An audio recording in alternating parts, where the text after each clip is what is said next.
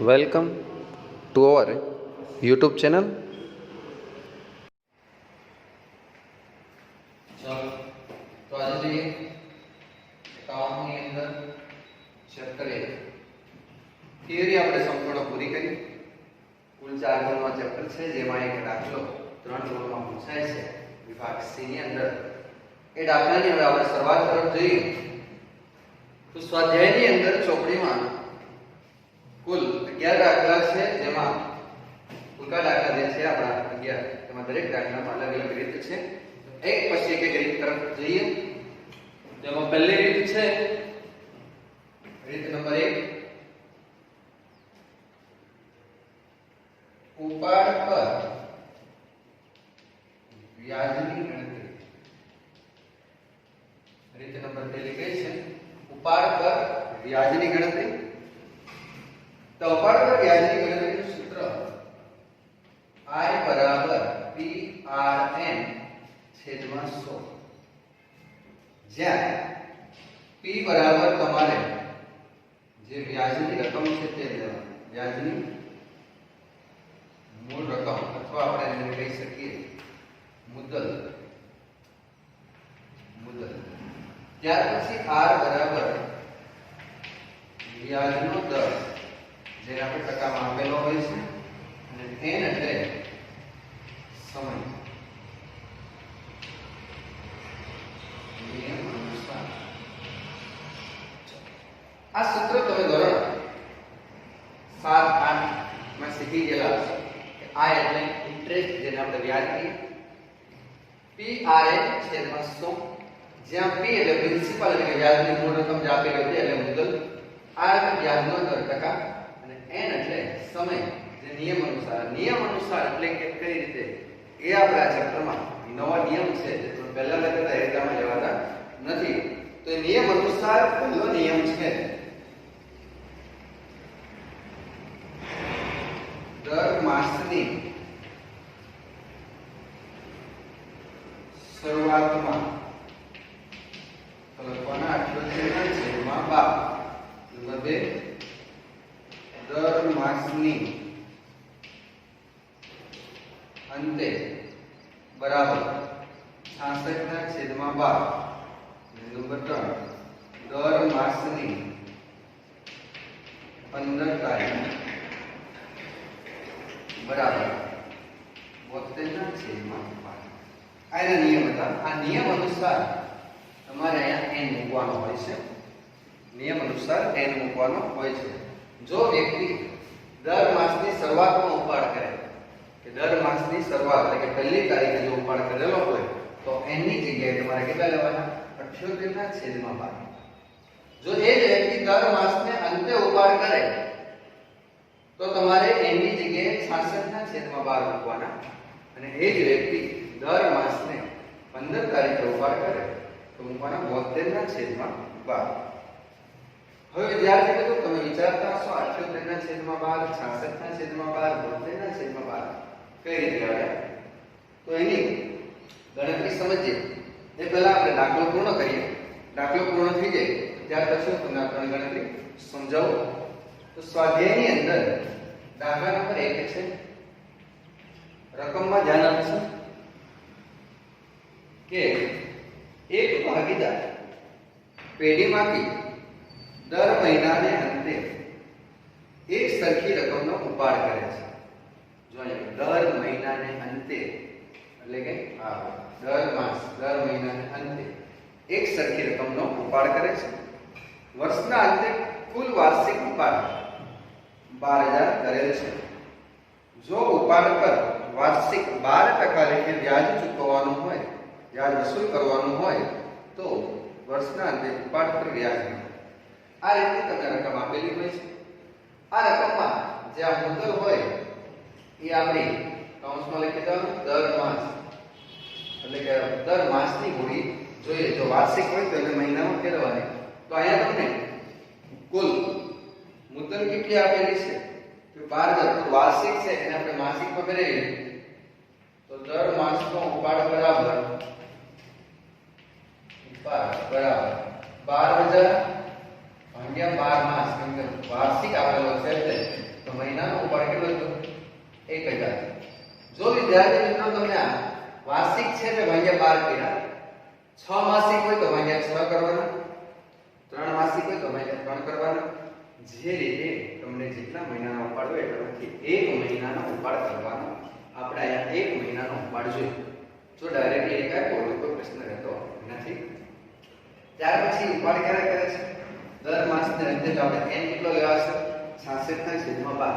તો આપણે બધી રકમ લખીએ. p બરાબર આપણી પાસે 1000, r બરાબર કેટલા ટકા છે? તો r બરાબર આપણે ટકાવારી કેટલી આપેલી છે? 12%. તો r ના 12%.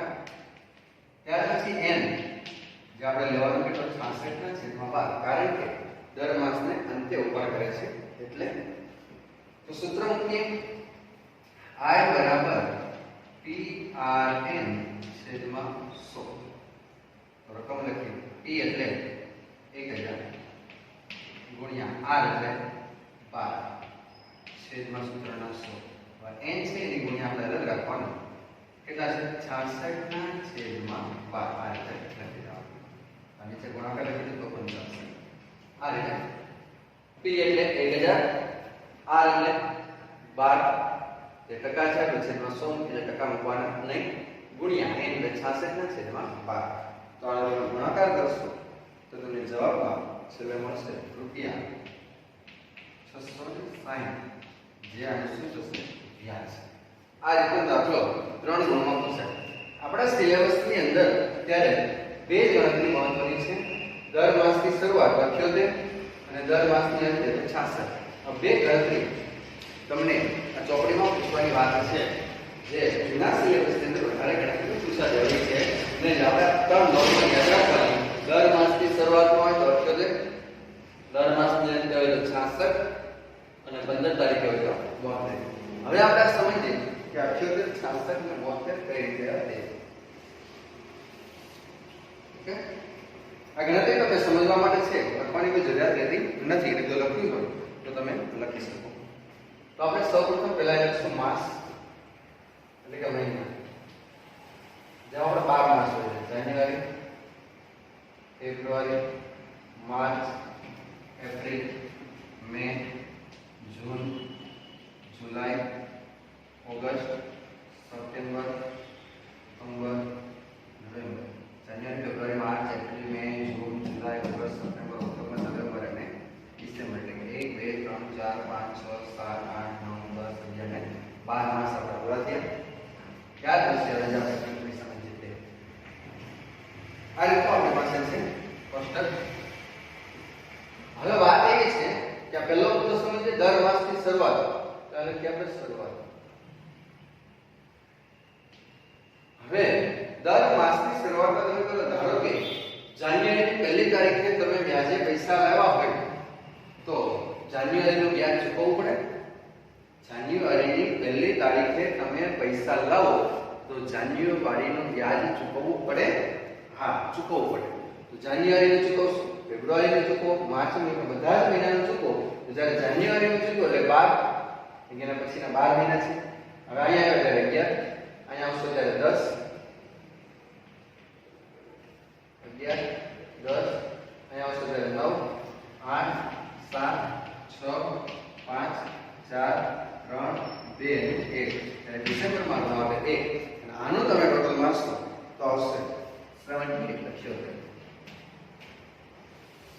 એટલે લખાય કે 78 ના છેદમાં 12 માસ છે એટલે 12 78 છે ટોટલ લખાય. ત્યાર પછીનો આપણો મુદ્દો બીજો કયો છે? દર માસને અંતે. એની પહેલા આપણે દર માસને અંતે સમજીએ. તો હવે લખીએ અંતે. હવે સમજો, જો તમે જાન્યુઆરીની છેલ્લી તારીખે ઉપાડ કરો તો જાન્યુઆરીનું વ્યાજ તમારે ચૂકવવું પડશે નહીં. જાન્યુઆરીનું વ્યાજ તમારે ચૂકવવું પડતું નથી. તો જાન્યુઆરીનું નહીં ચૂકવો તો તમે બાકીના કેટલા મહિનાનું ચૂકવશો? કેટલા? રાઈટ, 11. તો આપણે લખશું 11, ત્યાર પછી 10, 9, 8, 7, 6, 5, 4, 3, 2 અને 1. આ રીતની ચૂકવણી થાય. આનું તમે ટોટલ મારશો તો ટોટલમાં આવશે કેટલા 66 એટલે આપણે લખીએ છીએ કેટલા 66 ત્યાર પછીનો તમારો ટોપિક ત્રીજો છે દર માસની 15 તારીખ જે આપણા સિલેબસમાં છે પણ સમજીએ કદાચ પૂછી શકે બોર્ડ તો આ લખી 15 તારીખ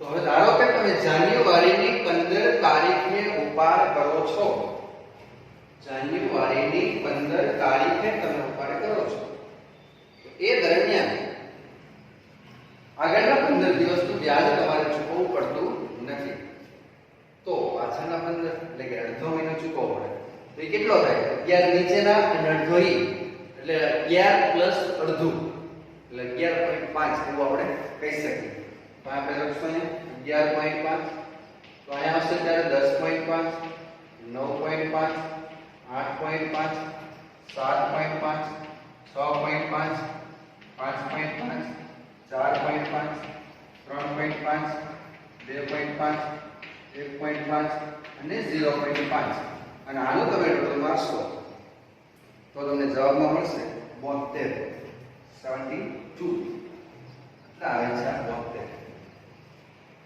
ત્યાર પછી આમાં બે ટોપિક કદાચ પૂછાતા નથી પણ આપણે એને સમજી લઈએ કે દર 3 માસને અંતે દર 3 માસને અંતે જો વ્યક્તિ દર 3 માસને અંતે ઉપાડ કરતો હોય તો ગણતરી કઈ રીતે આવશે તો જાન્યુઆરી ફેબ્રુઆરીમાં ઉપાડ જાન્યુઆરી ફેબ્રુઆરી માર્ચ આ ત્રણ ની જોડીમાં એનો ઉપાડ ગણવામાં આવશે તો જ્યારે પહેલી ગણતરી કરશે ત્યારે 12મો નહીં ભરે 11મો નહીં ભરે 10મો નહીં ભરે તો કેટલા નંબર 9મો ભરશે પણ કયા મહિને ભરશે તો માર્ચ મહિનામાં એનો 9મો પગાર ભરશે વ્યાજ ભરશે તો એ 9 ત્યાર પછી પાછા બે તારીખ તો પાછો એ વ્યક્તિ 9 માંથી પાછા 3 બાદ કરશો એટલે પાછા કેટલા આવશે 6 તો અહીંથી બે જવાબ આવે એટલે પાછા 6 પાછા બે જશે એટલે 3 પાછા બે જશે એટલે અહીં છેલ્લે એ વ્યક્તિ વ્યાજ ભરશે નહીં તો આવશે 10 આ રીતે આની તમે ગણતરી કરશો 3 માસ જાન્યુઆરી ફેબ્રુઆરી અને માર્ચમાં ભર્યો એપ્રિલ મેમાં નહીં ભર્યો જૂનમાં ભરશો જુલાઈ ઓગસ્ટ સપ્ટેમ્બર ઓક્ટોબર નવેમ્બર અને ડિસેમ્બર મહિને ભરવો પડશે નહીં આ 3 ની જોડીમાં ભરે તો અહીંયા આવશે કેટલા 18 એટલે જો તમારે એક નંબર એડ કરવો તો નંબર 4 દર 3 માસના અંતે લખવાના કેટલા 18/12 અને એક છેલ્લી રીત સમજીએ દર 3 છે એની જગ્યાએ દર 2 માસ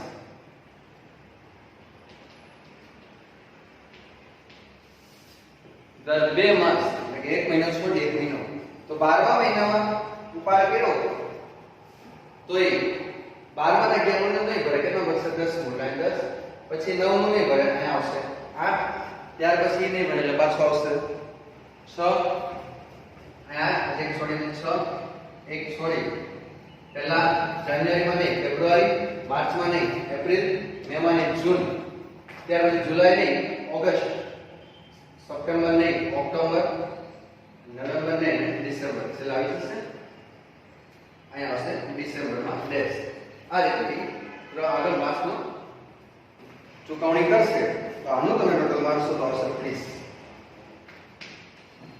તો અહીં તમે લખી શકો નંબર 5 ઉપર દર 2 માસના અંતે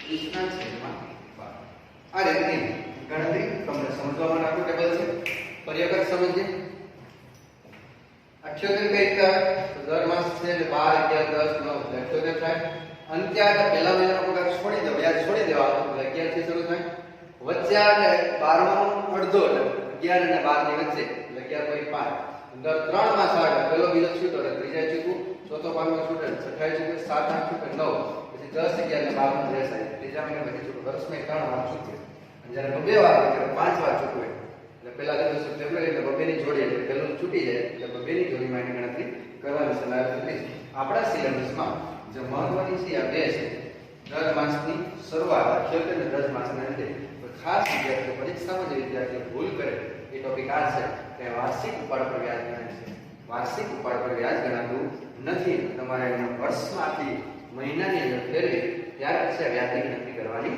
રહેશે. આ હતી આપણે પહેલી રીત, ઉપાડ પર વ્યાજની ગણતરી.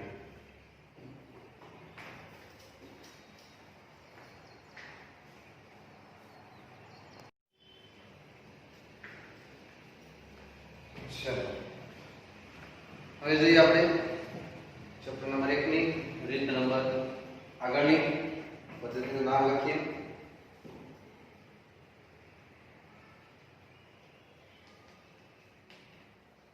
પદ્ધતિ છે ભાગીદાર અથવા મેનેજરને કમિશન આપવાના દાખલા. ભાગીદાર અથવા મેનેજર કમિશન આપવામાં આવે ત્યારે આ રીતે સમજીએ. પહેલી રીત આપણે ઉપાડ પરથી પૂર્ણ કરી, ત્યાર પછીની બીજી રીત છે ભાગીદાર અથવા મેનેજરને કમિશન આપવામાં આવે ત્યારે. તો સૂત્ર લખીએ. પહેલા આપણે ભાગ પડે છે તો પહેલા હેડિંગ આપીએ. પેઢીનો નફો આપેલો હોય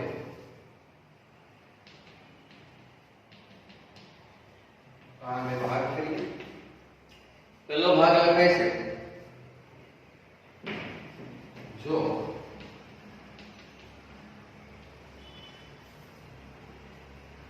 કમિશન આપ્યા બાદ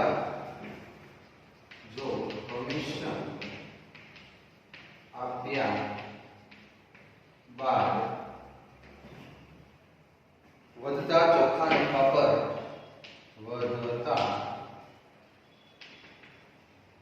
ચોખ્ખા નફા પર નફાના અમુક ટકા કમિશન આપવાનું હોય ત્યારે કમિશન આપવાનું હોય ત્યારે આ રીતે દાખલામાં તમને સૂચના આપેલી હોય ત્યારે સૂત્ર કમિશન બરાબર નફો ગુણ્યા કમિશનનો દર છેદમાં 100 પ્લસ કમિશન. નોંધ આ સૂત્ર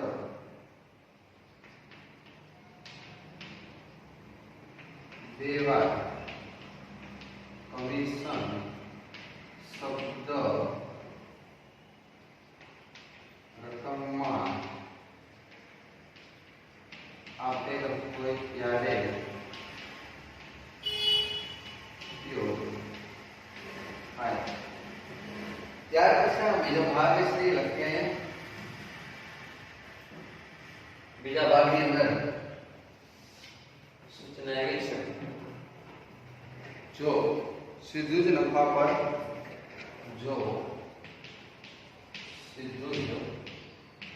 નફા પર અમુક ટકા કમિશન આપવાનું હોય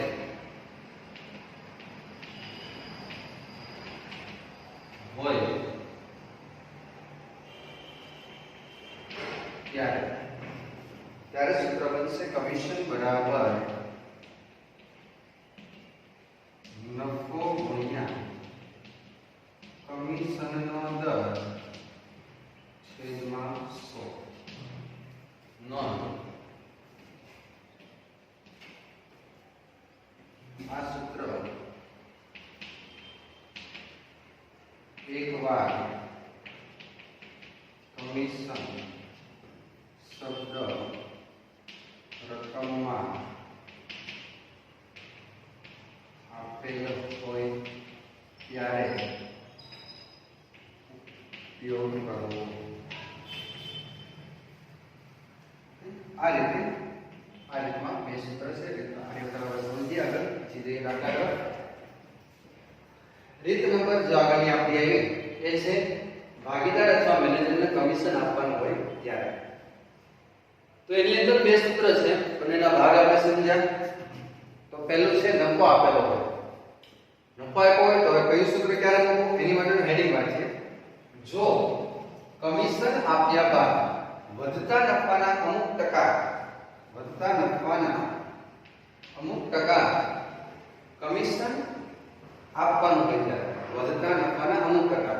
તો સૂત્ર છે કમિશન બરાબર નફો ગુણ્યા કમિશનનો દર છેદમાં 100 પ્લસ કમિશન.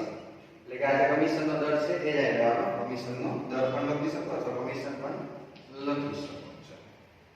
આ રીતે એટલે 10 કીધા તો 100 પ્લસ 10 એટલે 110 નીચે 10 રહે.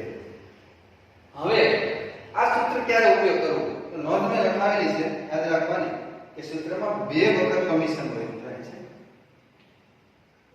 સૂત્રમાં બે વખત કમિશન એટલે રકમ જ્યારે તમે વાપરશો ત્યારે બે વખત કમિશન આવે એટલે બે વાર કમિશન વાળું સૂત્ર.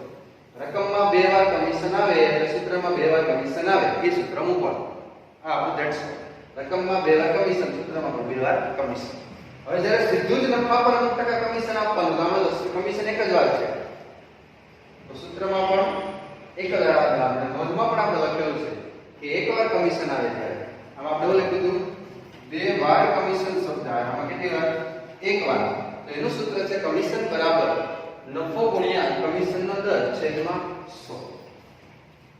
આ એક સૂત્ર છે. ક્યારે કયું સૂત્ર વાપરવું એની સમજ આપી દઉં કે જ્યારે કમિશન આપ્યા બાદ વધતા નફા પર અમુક ટકા કમિશન આપવાનું હોય ત્યારે પહેલું સૂત્ર કમિશન બરાબર નફો ગુણ્યા કમિશનનો દર છેદમાં 100 પ્લસ કમિશનનો દર. અને સીધું નફા પર આપવાનું હોય તો નફો ગુણ્યા કમિશનનો દર છેદમાં 100. યાદ રાખવાની બે રીત છે. આ રીતે પણ યાદ વધતા નફા ઉપર અને સીધું નફા ઉપર આ રીતે. અથવા તમે યાદ રાખો બે વાર કમિશન શબ્દ હોય તો બે વાર કમિશન વાળું સૂત્ર, એક વાર કમિશન શબ્દ હોય એક વાર કમિશન વાળું સૂત્ર. ચલો તો આ હવે આપણે દાખલા તરફ જઈએ. તો ચોપડીની અંદર દાખલા નંબર 2 જે આ પદ્ધતિનો છે રકમમાં ધ્યાન આપીએ. અમૃતા અને દિવ્યા એક ભાગીદારી પેઢીના ભાગીદારો છે. તેઓની મૂડીનું પ્રમાણ 3:2 છે. અમૃતાને તેનું કમિશન બાદ કર્યા પછીના ચોખ્ખા નફા પર 8% કમિશન આપવાનું છે. જો વર્ષના અંતે પેઢીનો નફો 96,876 હોય તો અમૃતાને કુલ કેટલી રકમ મળશે? પહેલા તમારે વિચારવાનું દાખલો કઈ પદ્ધતિનો છે. તો આમાં તમે જોઈ શકો છો કે વધતા નફા પર કમિશન તો તમને ખ્યાલ આવી જાય કે આ ભાગીદાર અથવા મેનેજરને કમિશન આપવાનો દાખલો છે. તો તરત જ તમારે વિચારવાનું કે આમાંથી મારે પહેલું સૂત્ર કે બે કમિશન વાળું મૂકવું કે એક કમિશન વાળું. તો રકમમાં આપણે જોઈએ કમિશન શબ્દ કેટલી વાર છે. તો અમૃતા અને દિવ્યા એક ભાગીદારી પેઢીમાં ભાગીદારો છે. તેઓનું મૂડીનું પ્રમાણ 3:2 છે. અમૃતાને તેનું કમિશન બાદ કર્યા પછીના ચોખ્ખા નફા અમૃતાને તેનું કમિશન બાદ કર્યા પછીના ચોખ્ખા નફા પર 8% કમિશન આપવાનું. તો બે વાર શબ્દ આવે ઉપર પણ કમિશન શબ્દ આવે વારે બે કમિશન પછી ટકા પછી પણ કમિશન બે વાર એટલે આ સૂત્ર મુકાશે એફઆઈ. હવે પાર્ટનર કેટલા આપણી પાસે? બે. કોણ કોણ? અમૃતા અને દિવ્યા. પહેલા શું આપણે અમૃતા અને દિવ્યા. ચલો એનું નફા નુકસાનનું પ્રમાણ કેટલું? તો તમને નફા નુકસાનનું પ્રમાણ ની કોઈ સૂચના છે નહીં, પણ મૂડીનું પ્રમાણની સૂચના છે. તો મૂડીનું પ્રમાણ આપણે ધ્યાનમાં લેવાતું નથી. પરીક્ષામાં વિદ્યાર્થી મિત્રો જો ભૂલ કરે છે અહીંયા કે નફા નુકસાનના પ્રમાણની જગ્યાએ કયું પ્રમાણ લઈએ? મૂડીનું. જ્યારે થિયરી સમજ્યા ત્યારે વાત હતી કે જ્યારે દાખલામાં કોઈ ઉલ્લેખ ન હોય ત્યારે નફા નુકસાનનું પ્રમાણ દરેક ક્રાઇટેરિયાનું કેટલું હોય છે? સરખું. એટલે 1:1 લાંબી સરખું. એટલે મૂડીનું પ્રમાણ આપણે ધ્યાનમાં લેવાનું નથી. અને જો સૂત્રમાં કીધું હોય રકમમાં કે મૂડીને ધ્યાનમાં લેવા તો અહીં કીધું નથી એટલે આપણે લેશું નહીં. ત્યાર પછી હવે આપણે કુલ નફો આપણી પાસે છે 96,876. આપણે પહેલા કમિશન શોધવાનું છે. તો કમિશનનું બે કમિશનનું સૂત્ર મૂકીએ. કમિશન બરાબર નફો ગુણ્યા કમિશનનો દર છેદમાં 100 પ્લસ કમિશનનો દર. ચાલો કિંમત મૂકીએ. નફો કેટલો? તો નફો આપણી પાસે 96,876 ગુણ્યા કમિશનનો દર તમને 8% આપેલો છે તો ટકા નહીં લખવાનું, ખાલી 8 છેદમાં 100 પ્લસ કમિશનનો દર પાછો 8. ઉપર 8 ટકા બનશે. ઉપરના બંનેનો ગુણાકાર, ત્યાર પછી નીચે આપણે આવશું તો બનશે આ રીતે 96876 ગુણ્યા 8 છેદમાં 108. તો તમને કમિશન મળશે, અહીંયા કમિશન મળશે 7176. આ આપણું શું આવ્યું? કમિશન. હવે જાણ આપણે રકમમાં એવું કીધેલું હતું કે અમૃતાને કુલ કેટલી રકમ મળે. અમૃતાને કમિશન એ મળે છે, તો બાકી નફામાં ભાગે મળવો જોઈએ ને. હા, તો અમૃતાને નફો મળવાનો અને એનું કમિશન. તો આ કમિશન તો અમૃતાનું આવી ગયું. હવે આપણે એનો નફો ગોતવાનો. તો કમિશન બાદનો નફાની ગણતરી કરી તો આપણે લખશું કમિશન બાદનો નફો બરાબર નફો માઈનસ કમિશન. આનું સૂત્ર બને નફો માઈનસ કમિશન. તો નફો કેટલો? તો 96876 માઈનસ કમિશન 7176. તો 96876 માંથી તમે 7176 બાદ કરશો તો રકમમાં આપણે મળશે 89700, જે આપણો કમિશન બાદનો નફો. હવે કમિશન બાદના નફામાં કોનો ભાગ? તો બંને પાર્ટનરનો ભાગ. તો બંને પાર્ટનર એટલે કે અમૃતા અને દિવ્યા, જેનો ભાગ કેવો છે? સરખો. તો આપણે જરૂર કોની છે? અમૃતાની. તો ગણતરી કરીએ. અમૃતાના ભાગનો નફો બરાબર 89700 ગુણ્યા અમૃતાનો ભાગ કેટલો? 1 અને કુલ ભાગ કેટલો? 2. જો અહીં 3 હોય છેદમાં 3 આવે, એ 2 છે એટલે 2. તો 89700 ગુણ્યા 1 ના છેદમાં 2 44850. આ રકમ તમને કોની મળી? અમૃતાના ભાગનો નફો. હવે અમૃતાની કુલ રકમ છે લખીએ આપણે. અમૃતાની કુલ રકમ બરાબર અમૃતાનો નફો પ્લસ કમિશન. તો અમૃતાનો નફો કેટલો? 44850 એના ભાગનો નફો છે પ્લસ એનો કમિશન 7176. તો એના ભાગે આ બંનેનો સરવાળો કરશો તો એના ભાગે કુલ રકમ હશે 52024. આ એનો કુલ ભાગ મળશે. આ રીતે 3 ગુણની અંદર આ દાખલો પૂછાઈ શકે. સમજીએ ફરી વખત. રકમમાં તમને કીધેલું હોય નફો આપેલો હોય પેઢીનો, ત્યાર પછી વિચારવાનું કમિશનની રીત છે. કમિશન શબ્દ હોય એટલે પછી વિચારવાનું કે પહેલું સૂત્ર મૂકો કે બીજું. 2 કમિશન વાળો કે 1 વાળો. રકમની અંદર 2 વખત કમિશન હોય તો 2 કમિશન વાળો. હવે રકમમાં અમૃતાની દિવ્યા હતું, જેનું મૂડીનું પ્રમાણ આપેલું છે, જે ધ્યાનમાં લેવાનું નથી. ખાસ પરીક્ષામાં ભૂલા થવી જોઈએ નહીં. નથી પ્રમાણ તો 1:1. કમિશનનું સૂત્ર મૂકો નફો ગુણ્યા કમિશનનો દર છેદમાં 100 પ્લસ કમિશનનો. નફો આપણો 96876 ગુણ્યા 8 ભાગ્યા 100 પ્લસ 8. તો આપણી પાસે આ રકમ પદ બનશે, જેનું કમિશન આવશે 7176. હવે અમૃતાને આપણે ફક્ત કમિશન નથી આપવાનું, એના ભાગની કુલ રકમ મૂકવાની છે. તો એના ભાગની કુલ રકમ માટે કમિશન બાદનો નફો ગોતવો પડે. તો નફામાંથી કમિશન શું કરતા આપણું બાદ. તો નફો આપણો 96876 માઈનસ આપણે 96876 માંથી 7176 બાદ કર્યું તો 89700 આપણો નફો આવશે. આ નફાનો ભાગ કોનો? તો અમૃતા અને દિવ્યા બંનેનો. કેવો? તો સરખો.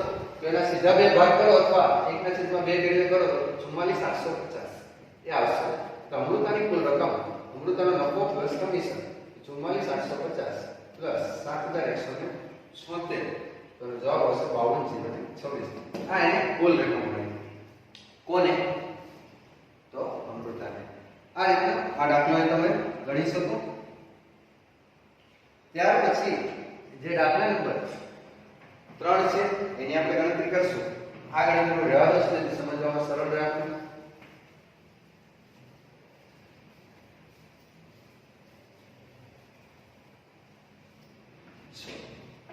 એ જ પદ્ધતિ મુજબ આપણો દાખલો છે આગળનો દાખલા નંબર 3, પણ એમાં રકમ સૂત્રનો ચેન્જ હશે. રકમમાં જઈએ. વિસ્મય, અભિજીત અને કૃણાલ 3:2:4 ના પ્રમાણમાં નફો નુકસાન વહેંચતા ભાગીદારો છે. મેનેજરને તેનું કમિશન આપ્યા બાદ વધતા નફા પર કમિશન આપવાનું છે. અભિજીતના ભાગે 30,000 નફો આવે છે તો મેનેજરને કમિશનની ગણતરી કરો. હવે વાત એવી છે, અહીંયા પણ કમિશન શબ્દ આવ્યો એટલે રીત આ છે આપણે ફાઇનલ થાય. પણ હવે એકવાર સૂત્રમાં છે બે વાર છે જોઈએ તો રકમ તમે જો તો મેનેજરને તેનું કમિશન આપ્યા બાદ વધતા નફાના 10% કમિશન આપવાનું છે. તો તમે કહેશો કે આમાં બે વાર કમિશન શબ્દ છે, રાઈટ? તો તમે આ સૂત્રને વિચાર કરશો કે મારે આ સૂત્ર એ પણ રાઈટ. પણ વિદ્યાર્થી મિત્રો આપણો પહેલો જ ટોપિક અહીંયા હતો, શું આપેલો હોય? પેઢીનો નફો આપેલો હોય તો આ બેમાંથી એક સૂત્ર વાપરી શકો. પેઢીનો નફો, કોનો નફો? પેઢીનો. એટલે મેં ગણતરી રહેવા દીધી સાચી કે મતલબ પેઢીનો નફો હોય. અહીંયા તમને પેઢીનો નફો આપેલો નથી. જો તમે કોનો નફો આપેલો છે? રાઈટ, અભિજીતનો નફો આપેલો છે રકમમાં. તો ત્રણ નામ છે તો પેલા લખીએ વિસ્મય, ત્યાર પછી અભિજીત અને ત્યાર પછી કૃણાલ. વિસ્મય, અભિજીત અને કૃણાલ. પ્રમાણ છે 3:2:4. કુલ આ પ્રમાણ બનશે 4, 6, 7, 8 ને 9. આ તમે લખી દો જેથી કરી ગણતરીમાં સરળ રહે. એટલે કુલ ભાગ એનો કેટલો? 9.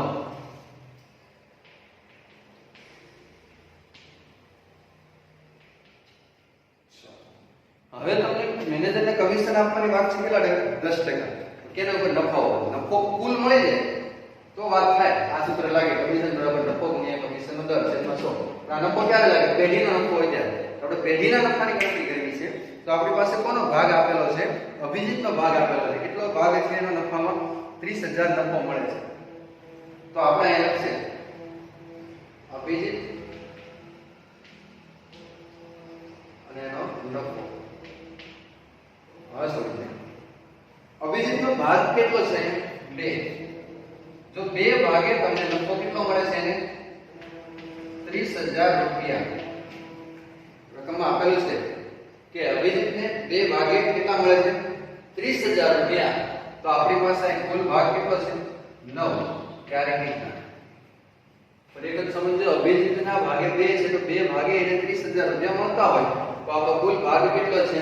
9. તો 9 ભાગે કેટલા? આની ગણતરી કરી આવે 30,000 ક્રોસ ગુણાકાર થાય ગુણ્યા 9 છેદમાં 2. 30,000 ગુણ્યા 9 છેદમાં 2. તો આપણી પાસે 30,000 ગુણ્યા 9 છેદમાં 2 તો જવાબમાં મળશે આપણે 1,35,000. જે આપણો મૂડીનો પેઢીનો કુલ નફો. હવે તમારે આ સૂત્ર મૂકવું હોય તો આ સૂત્ર મૂકી શકાય. તો લખાય કમિશન બરાબર પેઢીનો કુલ નફો ગુણ્યા કમિશનનો દર છેદમાં 100. ચલો, પેઢીનો કુલ નફો કેટલો? તો 1,35,000 ગુણ્યા કમિશનનો દર તમને રકમમાં કેટલો આપેલો? તો કમિશનનો દર આપણે 10 આપેલો છે. 10% ના છેદમાં 100. તો આપણે જવાબ તરીકે મળશે 13,500 જે આપણું શું બનશે? કમિશન.